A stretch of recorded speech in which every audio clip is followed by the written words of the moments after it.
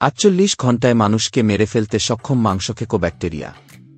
জাপানে ছড়িয়ে পড়ছে এক প্রকার মাংসখেকো ব্যাকটেরিয়া। বিরল প্রজাতির এই ব্যাকটেরিয়া একজন পূর্ণবয়স্ক মানুষকে মাত্র ৪৮ ঘণ্টায় মেরে ফেলতে সক্ষম।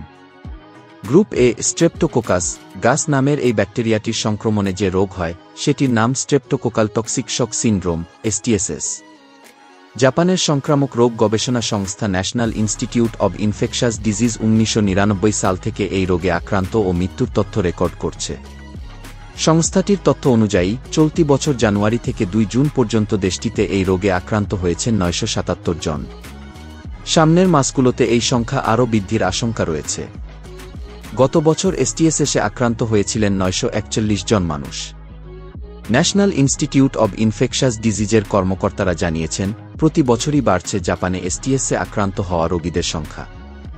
যে হারে জাপানে রোগটি ছড়াচ্ছে তাতে চলতি বছর দেশটিতে এই রোগে আক্রান্ত রোগীর সংখ্যা ২৫০০ জন ছাড়িয়ে যাবে বলে আশঙ্কা করছেন কর্মকর্তারা। গাস নামের এই ব্যাকটেরিয়াটির বিভিন্ন প্রজাতি রয়েছে। কিছু কিছু প্রজাতির মূলত শিশুদের আক্রান্ত করে। সংক্রমণের প্রাথমিক পর্যায়ে শিশুদের গলা ফুলে যায়, সঙ্গে ব্যথাও থাকে। শিশুদের এই অবস্থাকে বলা হয় স্ট্রেপ থ্রোট।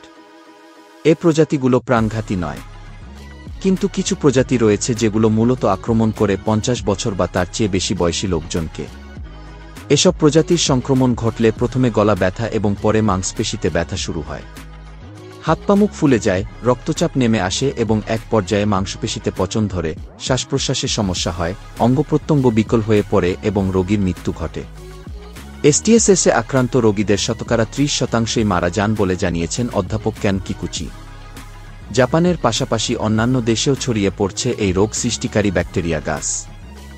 জাতিসংঘের বৈশ্বিক স্বাস্থ্য নিরাপত্তা বিষয়ক অঙ্গসংগঠন বিশ্ব স্বাস্থ্য সংস্থার WHO তথ্য অনুযায়ী ২০২২ সালে ইউরোপের ৫টি দেশে এই ব্যাকটেরিয়ার উপস্থিতি শনাক্ত হয়েছে। প্রদীপ, AI news reader, desk report, dependent news.